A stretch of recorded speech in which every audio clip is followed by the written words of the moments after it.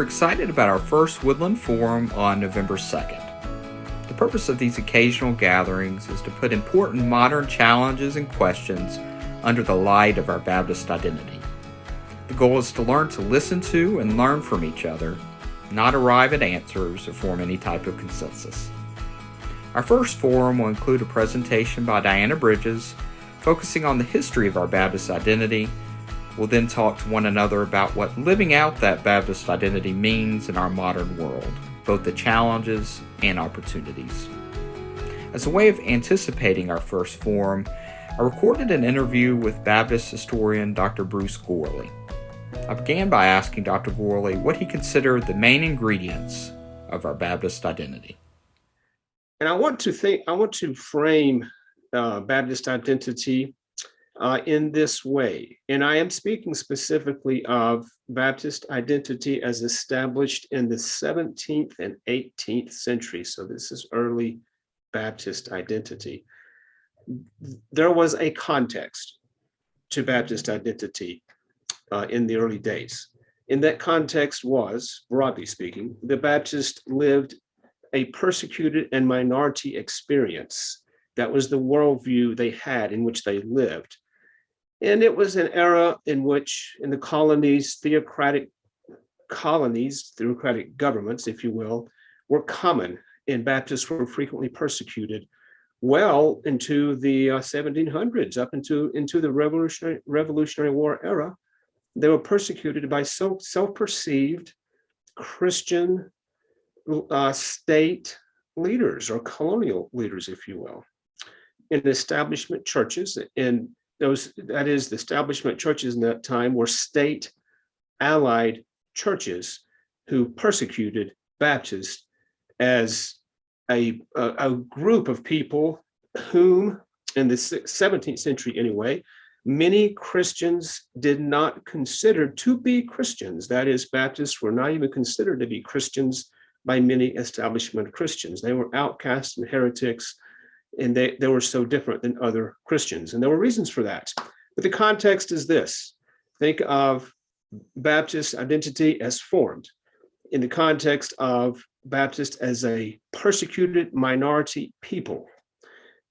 There was, in addition to context, there was a foundation. And the foundation of Baptist identity is the New Testament church. Matt, one of your fellow Texans, Doug Weaver, has written a book called In Search of the New Testament Church, in which he examines this very theme of Baptist and who Baptists were. And so Baptists focused on the New Testament and on all humans as being created by God. And so their focus on the New Testament church contrasted, for example, with a Puritan focus on the Old Testament, and specifically on Old Testament biblical laws, two different foci in this era of colonial America. For Baptists focusing on the New Testament, specifically they focused on the inclusive and compassionate life and teachings of Jesus, embodied significantly and foundationally in many ways in the Sermon on the Mount. And they focused on that as the foundation of a biblical faith, a confessed faith, and a lived faith, because they lived out their lives in resistance to the establishment churches of the day, and there were consequences they suffered for that.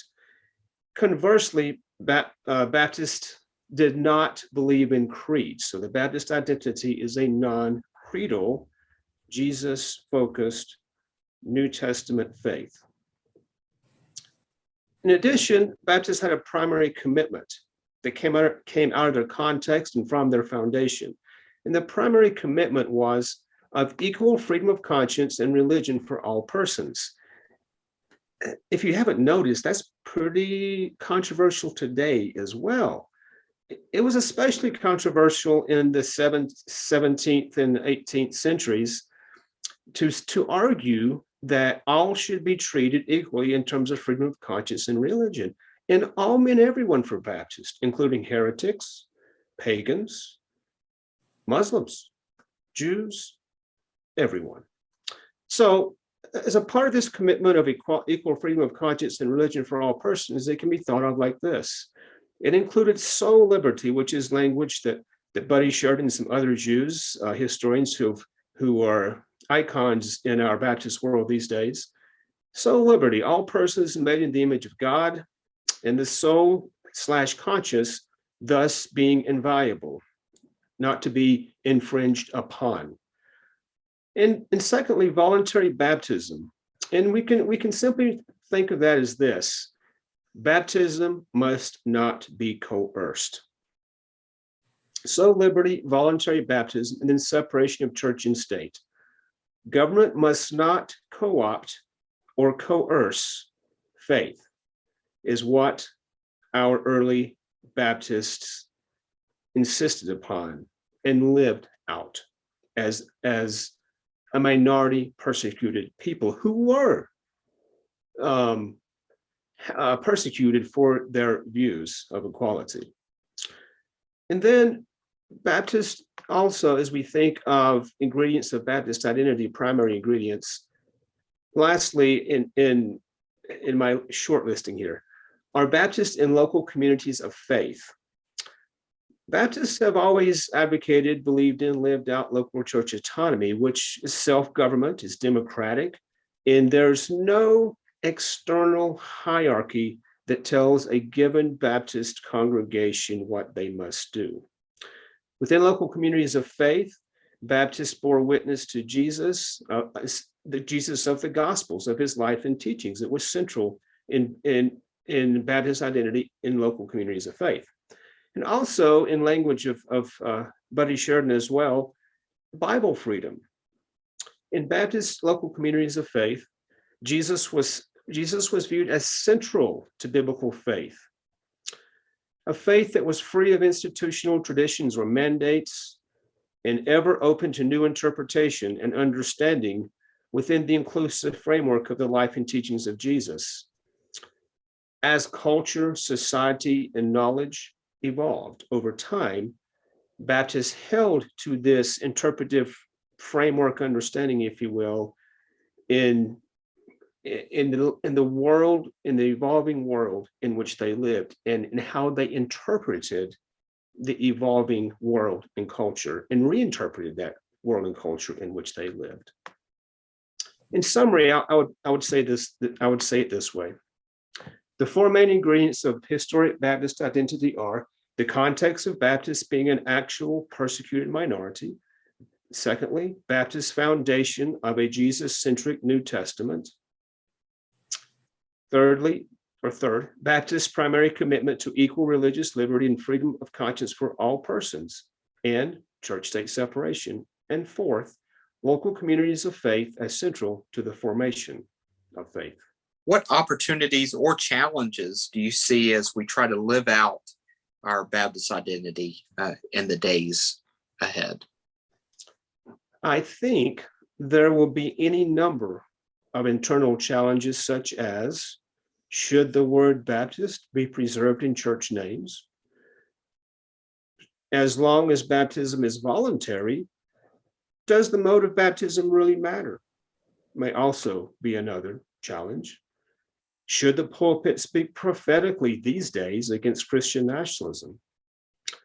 Should Baptists engage in public and even political efforts, as did many early white Baptists and many Black Baptists of the Civil Rights era, in advancing and protecting equal freedoms for all persons, and many other challenges? But there will also be opportunities. From our history, we can remember the evils of colonial theocracy. From our history, we can remember what it was like to be persecuted and terrorized by Christian governments.